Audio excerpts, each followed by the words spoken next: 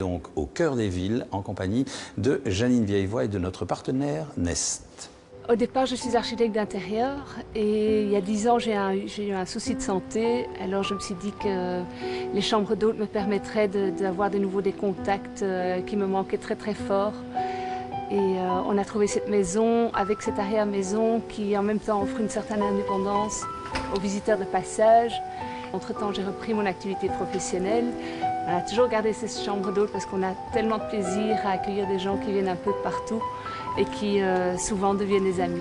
On a choisi le nom Ursule la Libellule parce qu'on voulait sortir un petit peu des noms communs comme chambre avec vue et tout ça. Ma fille qui à l'époque avait 3 ans, ça collait bien à son monde à elle.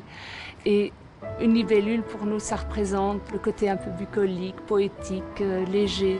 Le grand atout des chambres d'hôtes, c'est d'avoir des bonnes petites adresses, de sortir des sentiers battus. Nous, dans notre cas, on aime bien dire à nos hôtes, en fonction de leurs attentes, dans quelle petite boutique aller, quelle expo aller voir, des petits endroits un petit peu secrets. On a créé un petit livret qu'on dépose dans les chambres, qui donne un petit peu les bonnes petites adresses, les adresses qui nous plaisent à nous. Et qui ne se trouve pas forcément dans des petits guides touristiques. C'est l'accueil qui fait la différence. Et c'est l'accueil qui est important. C'est pas léché, mais c'est avec le cœur. On n'est pas dans les sbroufs, mais on essaye d'être authentique. Et je crois que l'avenir est à ça, à retourner à des rapports de gentillesse et de... je crois qu'on a été trop loin dans tout ce qui est virtuel mais bon.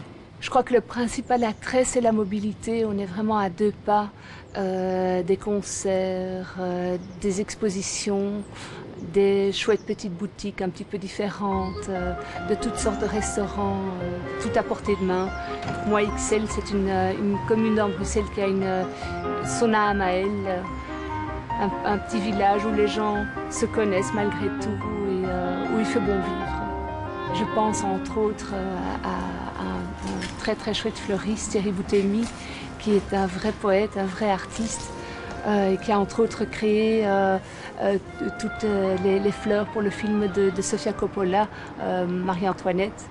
Bonjour Thierry. Bonjour Kim, je suis en train de terminer ton bouquet de fleurs de fin d'été en fait. C'est vraiment la saison des scabieuses, des cosmos, des graminées et puis des fleurs en graines. C'est très difficile à trouver. Il n'y a pas beaucoup d'horticulteurs qui les produisent encore. C'est plus facile actuellement de produire des fleurs je sais pas comment dire, des fleurs industrielles que ces fleurs-là. Et moi, ça, je tiens vraiment à ce genre de fleurs car c'est lié à mon enfance et c'est une passion pour moi d'être connecté, d'être lié à ça, à la Normandie et à la campagne. Magnifique. Bonjour. Bonjour.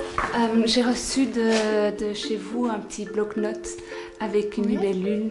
Est-ce que vous en vendez encore? Les blocs, oui, on en a. Ah oui, c'était exactement ça.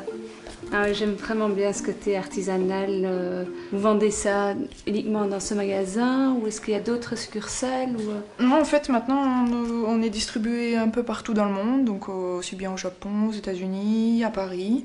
Donc vous pourrez trouver ce petit bloc un peu partout. C'est imprimé comment?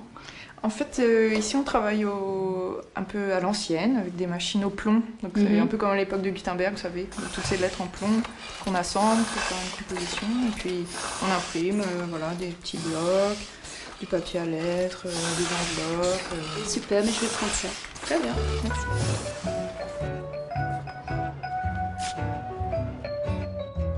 Bonjour, je voudrais 3 gaufres à emporter. À quelle heure arrive notre française? On n'arrive qu'à 8 h, donc on a tout le temps. Ah oui, super. Santé.